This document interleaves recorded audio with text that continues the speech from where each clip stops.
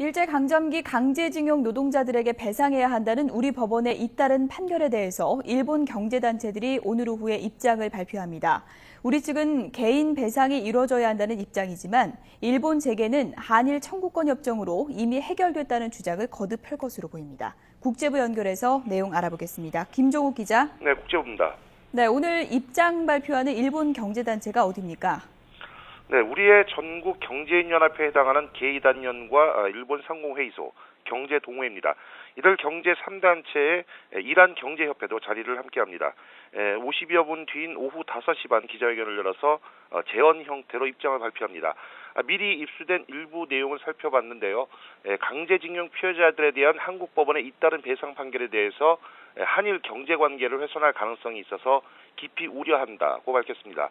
그러면서 이 문제를 시급히 해결하고 두 나라와 두 나라의 경제계가 함께 성장, 발전할 수 있도록 양국 정부와 경제계가 협력해 나가야 한다고 일부 여지도 남겼습니다. 오늘 회견에서 재계는 강제징용에 대한 배상은 1965년 한일 청구권 협정으로 이미 해결됐다는 입장을 되풀이할 것으로 보입니다. 이런 주장의 근거는 1965년 한일 국교 정상화 당시 맺은 청구권 협정 조항입니다.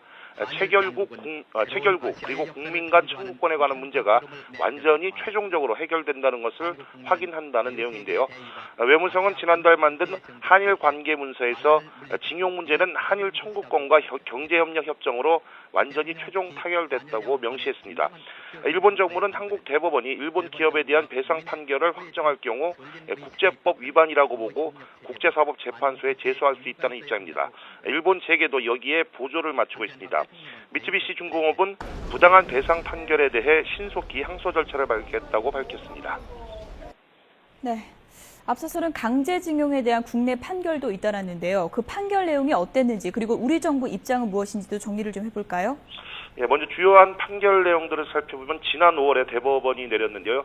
일본 미쓰비시 중공업과 신일철 주금을 상대로 한 강제징용 피해자들의 소송에서 원고 승소 취지로 서울과 부산 고등법원에 각각 사건을 되돌려 보냈습니다. 이후 두 법원에서 두 회사에 대한 배상 책임을 묻는 판결을 냈습니다. 그리고 지난 1일에는 광주지방법원이 미쓰비시 중공업의 손해배상을 명령해서 근로정신대 할머니들이 68년 만에 피해 보상을 받을 수 있는 길이 열리기도 했습니다.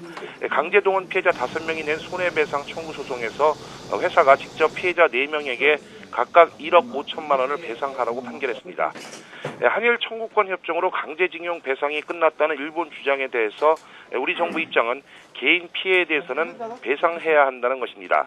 국무총리 소속 대일항쟁기 강제동원 희생자 등 지원위원회 박일환 위원장은 국민 개개인의 인적 피해는 나라 간 협상 대상이 아니라고 못 박았습니다. 박한철 헌법재판소장도 한일 청구권 협정은 한일 간 재정적, 민사적, 채권 채무 관계를 해결하기 위한 것이지 국가 권력이 관여한 반인도적 불법 행위까지 포함한 것으로는 볼 수 없다고 강조했습니다. 다만 협정에는 일본의 무상자금 지원에 관한 조항에 강제징용이 들어가 있습니다. 때문에 정부가 위안부 문제에 비해서는 강제징용 배상 청구에 대해 상대적으로 공식 입장 표명이 그다지 명확치는 않은 편입니다. 그럼에도 일본의 태도는 독일이 유대인뿐 아니라 피해받은 다른 개개인들에게도 전후 배상을 계속 진행하는 모습과는 사뭇 대조됩니다. 위안부를 포함한 과거사와 독도, 야스쿠니 신사 문제 등으로 지속되고 있는 한일 갈등이 이번 발표 내용에 따라서 강제징용 배상 문제로 더욱 깊어질 것으로 예상됩니다. 지금까지 국제부에서 YTN 김종욱입니다.